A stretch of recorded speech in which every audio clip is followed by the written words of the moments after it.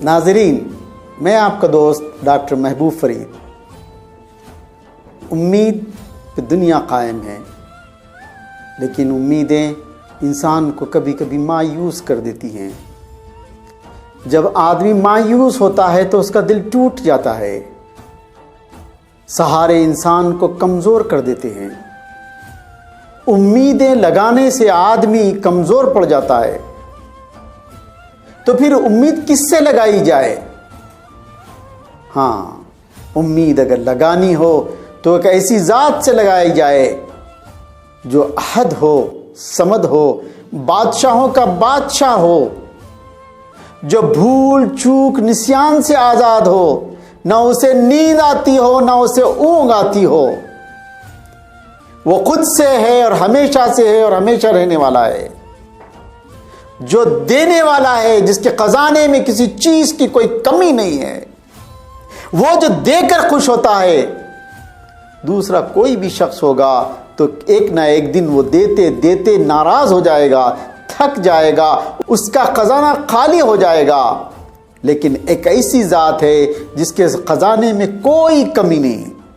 اگر ازل سے لے کر ابد تک تمام لوگ، بلکہ کائنات کی ساری چیزیں اس سے اپنی اپنی حاجتیں مانگے اور سب کی حاجتیں پوری کر دے، تب بھی اس کے خزانے میں سے صرف اتنا ہی کم ہوگا جیسے ایک بہت بڑے اتھاہ سمندر میں اگر کوئی ایک سوئی ڈبو کر نکالے تو اس کی نوک پر جتنا پانی لگتا ہے، اللہ کے خزانے سے اتنا بھی کم نہیں ہوتا۔ امیدیں اس سے لگائیں۔ ناظرین اکرام، آج میں آپ کے سامنے ایران کا ایک سچا واقعہ پیش کر رہا ہوں۔ ایک بادشاہ اپنے سفر سے سردیوں کے موسم میں رات دیر گئے، جب وہ اپنے محل کے سامنے پہنچا تو دیکھا کہ ایک دربان سردی کی وجہ سے اور بوسیدہ وردی کی وجہ سے کانپ رہا تھا۔ سردی کے آثار اس پر نمایاں ہو رہے تھے۔ بادشاہ اپنی سواری سے نیچے اترا اور اس دربان کے قریب جا کر پوچھا، کیا تمہیں سردی لگتی ہے؟ دربان نے کہا، ہاں بادشاہ سلامت، مجھے سردی لگتی ہے، مگر میں کیا کروں؟ میرے پاس کوئی دوسرا لباس ہے ہی نہیں، اسی لیے میں اس میں گزارا کرتا ہوں۔ بادشاہ نے وعدہ کیا کہ میں ابھی محل میں جا کر اپنا گرم جوڑا تمہارے لیے بھیجتا ہوں۔ انسان کو دھوکہ نہیں دیتا، بلکہ امیدیں دھوکہ دیتی ہیں جو وہ دوسروں سے کرتا ہے، دانستہ یا نادانستہ طور پر۔ آس اور امید انسان کو کمزور کر دیتی ہے۔ میں آج جو کہانی پیش کر رہا ہوں، اس میں یہی کچھ ہوا۔ ایران کا ایک بادشاہ سخت سردیوں میں طویل سفر کے بعد اپنے محل میں داخل ہو رہا تھا۔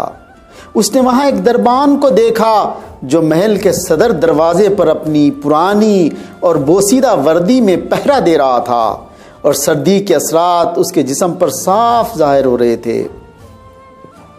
بادشاہ نے اپنی سواری اس کے قریب رکوائی اور ضعیف دربان سے پوچھا، کیا تمہیں سردی لگ رہی ہے؟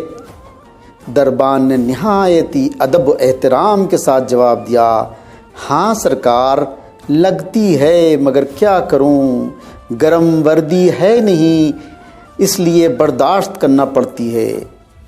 بادشاہ سلامت نے کہا، اچھا، میں محل میں جا کر اپنا ہی کوئی گرم جوڑا بھجواتا ہوں۔ دربان خوش ہو کر بادشاہ سلامت کو سلام اور شکریہ ادا کیا۔ بادشاہ محل میں داخل ہوا تو اپنی مصروفیات کے باعث دربان سے کیا ہوا وعدہ بھول گیا۔ دربان گرم کپڑوں کا لمحہ لمحہ انتظار کرتا رہا، مگر کیا محل کے اندر سے گرم کپڑوں کا جوڑا نہیں آیا۔ یہاں تک کہ بوڑھے دربان کی آنکھیں انتظار کرتے کرتے پتھرا گئیں۔ دوسرے دن صبح محل کے صدر دروازے پر اس بوڑھے دربان کی سردی کے باعث اکڑی ہوئی لاش ملی، اور قریب ہی مٹی پر اس کے یک بستہ انگلیوں سے لکھی ہوئی یہ تحریر دستیاب ہوئی، بادشاہ سلامت، میں کئی سالوں سے سردیوں میں اس نازک اور بوسیدہ وردی میں دربانی کر رہا تھا، مگر کبھی اتنی سردی کا احساس نہیں ہوا، لیکن کل رات آپ کے گرم لباس کے وعدے نے میری جان ہی نکال دی۔ بادشاہ کو جب معلوم ہوا تو اس نے اپنی بھول اور پشیمانی کا اظہار کیا، مگر اب کیا فائدہ، دربان کی تو جان چلی گئی۔ بعض وقت سہارے انسان کو کھوکھلے کر دیتے ہیں، امیدیں کمزور کر دیتی ہیں۔ ہم کو اپنی ہمت و حوصلہ اور طاقت کے بلبوتے پر جینا چاہیے، اور امید صرف اللہ سے رکھنی چاہیے، جو احد و صمد اور مسبب الاسباب ہے، نیند اور اونگ سے محفوظ ہے، بھول چوک کا امکان ہی نہیں۔ ناظرین اکرام، اس سچے واقعے سے ہمیں کیا سبق ملا؟ پہلی بات تو یہ کہ ہم اپنے ملازموں کی ضروریات کا لحاظ رکھیں۔ حکمران کو چاہیے کہ وہ عوام کی، اپنے ملازمین کی ضروریات کا لحاظ رکھے، اور جب کسی سے کوئی وعدہ کرے تو وعدہ نبھانے کی کوشش کرے، ورنہ ایک چھوٹی سی بات انسان کی جان لینے کا سبب بن سکتی ہے۔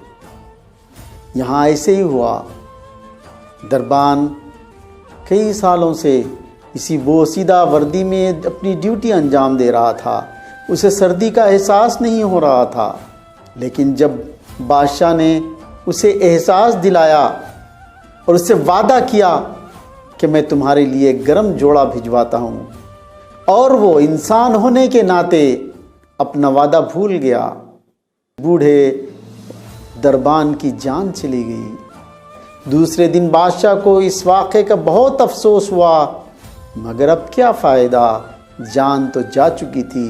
انا للہ و انا الیہ راجعون۔ تو معلوم ہوا کہ ہم جس سے وعدہ کریں اس کو نبھائیں، کیونکہ امید پہ زندگی ہوتی ہے۔ آسرے اور سہارے انسان کو توڑ دیتے ہیں، کمزور کر دیتے ہیں، اس لیے بجائے انسانوں سے آس لگانے کے اللہ سے آس لگانی چاہیے۔